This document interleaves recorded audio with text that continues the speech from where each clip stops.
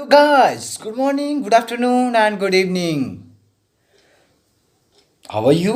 I know you all are well. So friends, today we are going to learn and know use of have, has and had. Do you know that? तो English बहुत हुआ, आइए हिंदी में बात करते हैं। तो नमस्कार, सबसे पहले आप सभी को आज हम सीखने वाले हैं हैव, हैज एंड हैड का यूज कैसे किया जाता है। आखिर हैव, हैज़ एंड हैड का यूज क्यों किया जाता है, कहाँ किया जाता है। तो चलिए वीडियो को शुरू करते हैं और आज कुछ नया सीख लेते हैं। So let's start this video and watch this video till and, मतलब वीडियो को लास्ट तक देखिए। तो हम सीखेंगे हैज़, हैव, हैड का प्रयोग, use of have, has and had. First जान लेते हैं हैज़ का प्रयोग। हैज़ का प्रयोग वर्तमान काल मतलब प्रेजेंट टेंस के ही, सी, इट, नेम और एक वचन कर्ता सिंगुलर सब्जेक्ट के साथ होता है। Has used to present tense he, she, it, name with singular subject.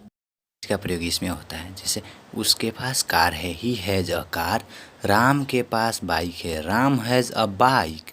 सत्यम के पास घर है, सत्यम हैज़ अ हाउस। एंड महिमा के पास कलम है, महिमा हैज़ अ पेन। तो इसमें जितने भी वाक्य आपको दिखें सब ही, सी, इट, नेम से रिलेटेड हैं। तो इसमें एक वचन कर्ता माना जाता है, तो इसमें हैज़ का प्रयोग होता है। आप समझ पाए? हमारे ख्याल से आपको हर कुछ बारीकी से समझ में आ गया होगा। अगर आपको अभी तक भी कुछ भी जो भी टॉपिक है अगर आप नहीं समझ पाए होंगे तो आप कमेंट में कीजिए, आपका रिप्लाई दिया जाएगा, आपका हर डाउट क्लियर किया जाएगा एक वीडियो बना करके भी। तो दोस्तों आज के लिए बस इतना ही। तो चलिए वीडियो को एंड करते हैं। सो लिस्ट इन दिस वीडियो।